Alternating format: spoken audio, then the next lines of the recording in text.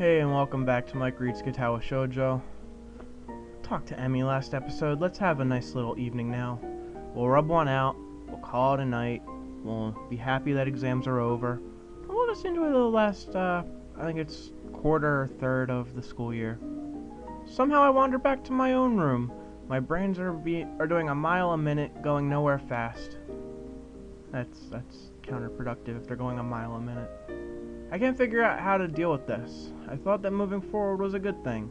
Dwelling less on a past that I can't change, living in the present and looking at the future. After this thing with Emmy, I'm not sure anymore. She was saying the truth. It's simpler to look at the next curve, ignoring the path gone by. No worries about the opponent left behind, no cares for the spectators on the sidelines. And unfortunately, no time to watch out for lagging teammates either. I throw myself down on the bed, looking at one corner of my ceiling as if the answers I want were written there. No such luck, of course. That'd be too convenient. She's literally running away from something, but have I not been doing the same thing? Trying my best to forget about my hospitalization? I am getting better, but my health isn't going to magically fix itself. Emmy has 2 legs instead of a heart to deal with, but those aren't going to magically fix themselves either. Maybe this is just as fixed as both of us can get. The room becomes darker and darker until I can't really tell I'm looking at a corner anymore. The morning comes too soon on the heels of a sleepless night. Is this how Emmy's been spending her nights? Staring at the wall or ceiling, trying to stop thinking about whatever it is? Her, in my case. That clenched feeling in my gut is still there. Can't rely on you. Words spoken so casually, almost like she were teasing me or chastising me for suggesting that the earth is flat. That's how it's gotta be. The way it's gotta be, the way it's gotta be sucks. I'm feeling so miserable that I very nearly decide to skip the run. It'll be stupid though. It's not something I should do just to see her. Sure, that was the original reason, but it's something more now. I've started to enjoy the running itself. There are worse ways to get the blood flowing anyway. I mean, the way I get my blood flowing, you know what I mean, is I'm single. I'm so lonely. Never thought I'd say it after the first week or so, but I feel a lot better after a run. Like no matter what else I do today, at least I've done that one thing. It wakes me up too, and Emmy herself said that running always clears her mind. Maybe it'll help clear mine, because, you know, YOLO. I hope so. That kind of rhymes with YOLO. The morning is cool and clear, if a bit humid. Summer's making itself known, it seems. Emmy's already stretching out when I arrive, and greets me with a smile and a wave. Hey, Sal. The sight of her so chipper is like a kick in the nuts. How can she be so happy after yesterday? I give a half wave and am surprised to receive a hug. Hey, about last night, here it comes. I wanted to say thanks. I actually managed to get some sleep for the first time in a while, and I think it's because of our talk. So thanks. I could just sleep better after our chat. She basically told me that she wouldn't get any closer to me. And that let her sleep well? Excuse me, what the hell? Emmy either doesn't notice my bafflement or chooses not to notice. No telling with her anymore. No problem, glad it helped. The venom that threatens to drip into my voice is controlled for now, but I think I'd better start running now before I do anything stupid. Yeah, don't let that vinegar pour. Emmy seems equally willing to get started, and before long, we're darting around the track. I can tell she feels more relaxed. Her running has gone back to the more graceful movements I remember from when I first watched her. And it's a stark contrast to the almost brutal way she's been hurling herself around the track these past few days. Our talk really does seem to have helped her. A pity it couldn't help me. I get into the rhythm of the running, thinking back to when I couldn't afford thinking about anything else but keeping my breathing steady and legs moving. Guess those days are gone, at least for the first couple of laps. Annoyed at the lack of success I'm having with clearing my head, I increase the pace. There's the burning sensation in my legs. The breaths come ragged in my chest, the pounding of my heart, which I still need to be careful about. But it does seem to have gotten stronger. I can feel it pumping blood through my veins. The sound yeah, therms in my ear. But instead of being panicked as I was that day in the snow, I'm instead filled with elation. Yes, it's working, my heart. That fatal flaw that landed me here has improved. I'm able to keep going now, and maybe one day I'll be able to stop worrying as much.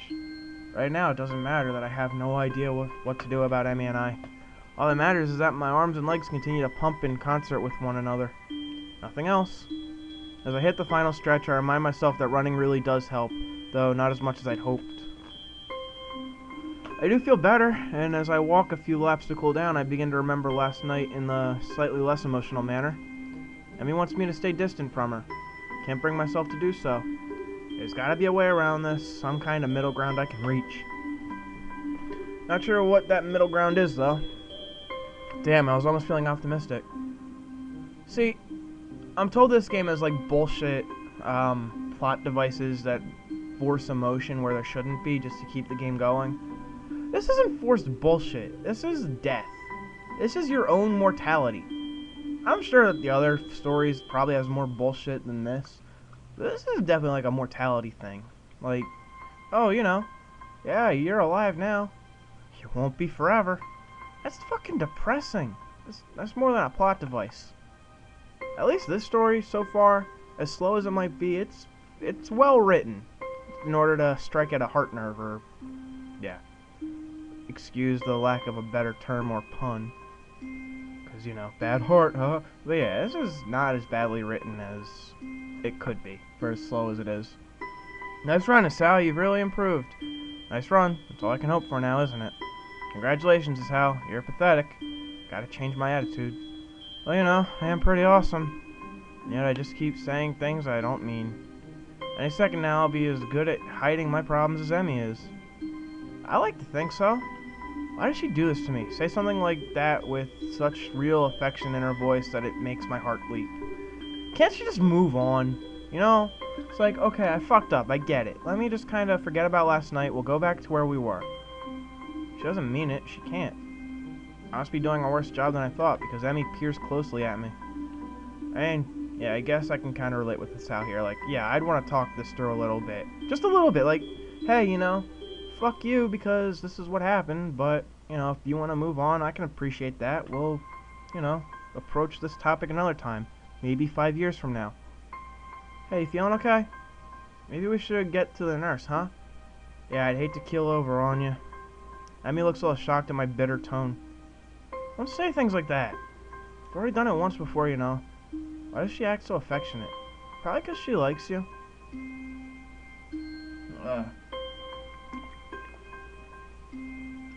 She doesn't really care. I thought she made that clear.